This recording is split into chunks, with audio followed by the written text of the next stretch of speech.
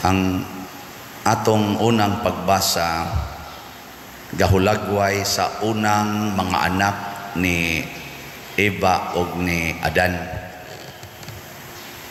Ang maguwang si Cain, ang manghod si Abel.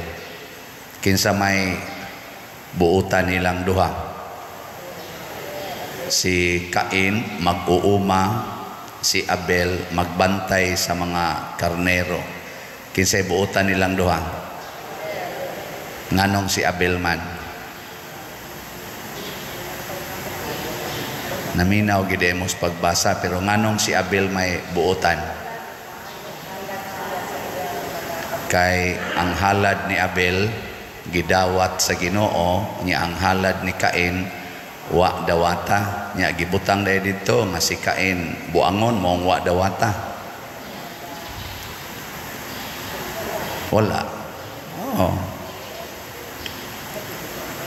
Pero makita nato nga mas buutan si Abel.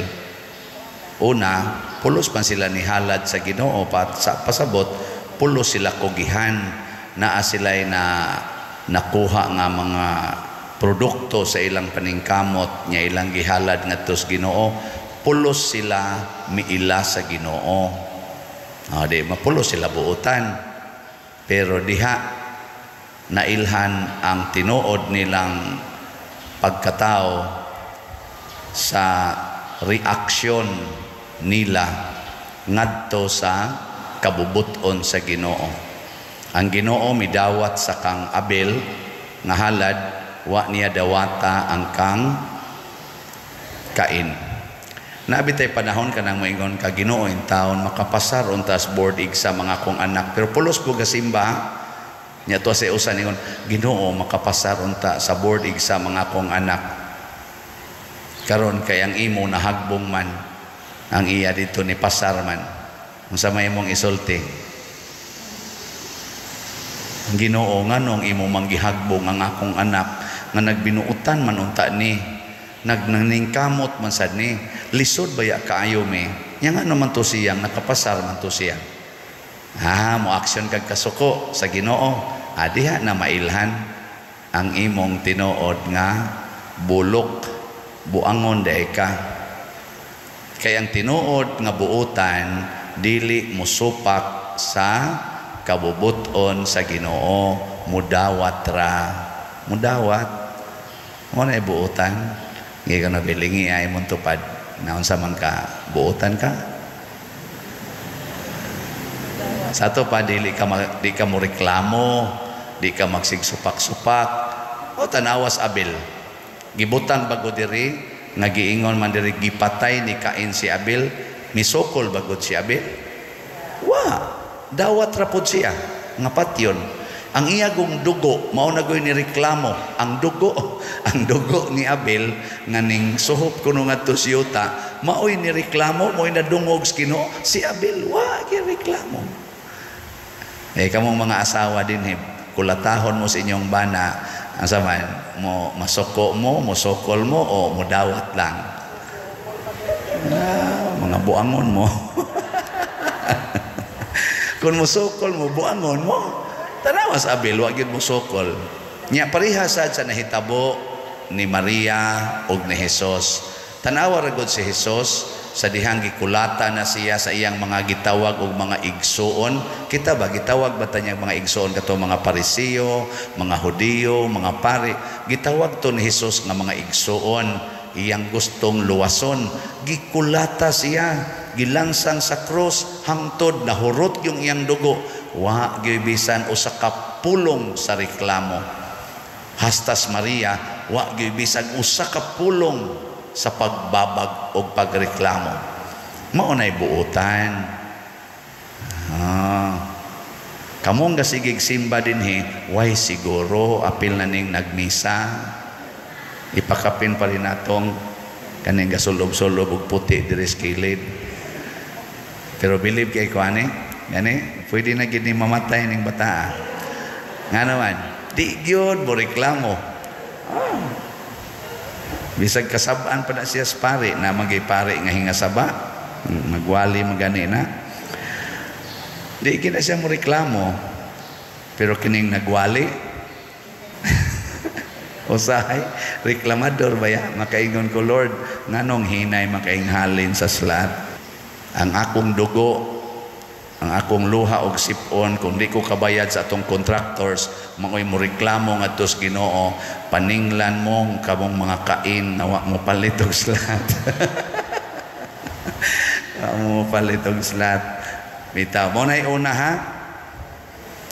Ikaduha, kanideng atong paghalad sa Ginoo, kung tarong tang pagkatao, dili bunga sa pagpangayo o timaan na kita gidawat sa Ginoo. Unsa man? Bunga di ay sa atong pagdaig sa Ginoo. Kanang mudaig ka sa usa ka tawo, usahay dawaton ang imong pagdaig, usahay dili. Pero di man na mo matter. Ang matter, midaig ka niya. Pero nako, mudaig kung Manny Pacquiao katong iyang mga boxing sa una, magsige ra jud kog tan-aw, nakahibaw des Manny Pacquiao nga nidaig ko niya nga wa man siya kailan ako. Pero porti na kong paggaw ko gugod ka na sukmag mayo kana paggaw man na paggaw ko. Sa una idol sa kay nako si Michael Jordan, inigduwa niya. Diha pa ko nagtrabaho pa ko sa una. Niya mga officer naman kunuhay may adto sa branch. Inig final game na. Ang mga tailor dito porting bisiha, kami tan-aw mi ditugdong. Paggaw sang siyagit. Pero nakaila des Michael Jordan ako. Gidawat to niya akong pagdaig. Wala. Diha sa ko'y naibgan sa una nga babae, partisan akong daig. Nanguya pagyug ko niya, giingnan pagyug kong batignaong. Okay lang. Wa niya dawata.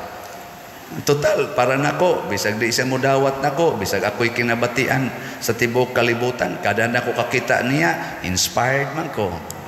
Di ba? Nam na ingon ana god, antod gani karon pari nako na, bisag ko'y maibgan gyapon. Di lang nako sultihan kay si bako palag magkaparihas me.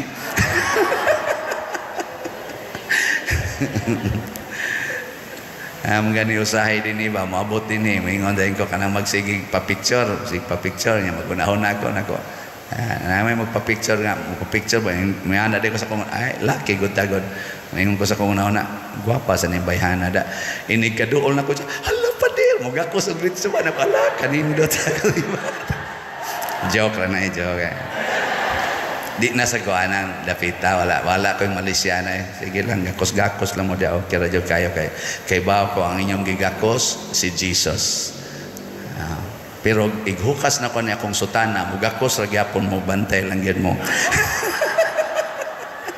ay nagyud mo anak kumpiyansa labi na gyud kita na lang duha kumpiyansa anak kay basig mahimo niya akong kain muna pagdaig sa Ginoo pagdaig muna kamong mamalit og slat ay namo pagunahuna unsay ibaya unsay ibaw sa Ginoo ayaw nabitay ni palit atong slat dinhi imbis stage 2 ang iyang cancer nahimong stage 4 bitaw gipun-an pagid siyang anak nga na stage 3 sa cancer nya ni palit pagid siya dugang kay ang iyang gikalipay nakadawat siya nga siya o ang iyang anak na cancer o namatay gid siya nakamisa pagani ko siyang haya niingon ko dito kini ni ang bayhana tuwa na giniros langit kay wa siya mag huna-huna nga doon na pa'y ibalik niya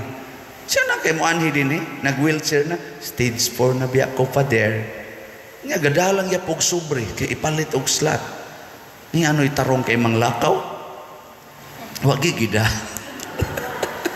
gagi-agi lang kato ga wheelchair kalisod ginhawa dangtag mga pila ka buwan na matay mo ra ba kana bang kaingon ta ba nga kana mo'y tinuod nagdaigis Ginoo kana bang igo na nako nga ako makadaig nimo Lord pinaagi ning ako mga halad dili na kinahanglan nga imo pa kong hatagan muna sa atong ebanghelyo nakaingon ang Ginoo pagkadautan aning mga tawhana gasigi magpangayo og timaan wa dis la kahibaw nga ang Ginoo kuyog nila kanunay ako kuyog ko kanunay nga sa ilang kahimtang karon na ako kuyog ko Mura magud usahay mo ingon ta, Lord, naminaw ka nako. Mo to'y gibati ni Cain, nganong ka na mga akong manghod imong gipaminaw, ako wa man, puslan man, patyon ko ng animal nako. Maana magud ta usahay. Uy, ang Ginoo kuyog yun nato, bisag wa nato siya hiilhi. Daghang mga tao wa mo ilas Ginoo, pero kuyog siya. Matod pa niya, kining akong pagpakamatay alang ni sa tanang katawhan. Wa siya magpakamatay sa mga taong mituo lang niya, kung dili sa tanan. Nya niingon dayon siya, I will be with you always until the end of time. Mag-uban ako kaninyo sa kanunay hangtod sa katapusan sa panahon. Ni ang Ginoo nato ayaw na pagsige diagkuan. Ang importante hinoon, ayaw pagpakasala kay makita sa Ginoo ang atong binuhatan. Sige, lingay mong tupad. Yung na sugod karon, magsige na tagpalit og slat ha. Nya di ta mangayo og kapalit or kanang bugti. Nya maingon na sila, palit ko. Kana mo nindot, bahalag mamatay basta nakahatag og pagdaig sa Ginoo. Salamat daan ha. Sige, manindog na ta mga buutan.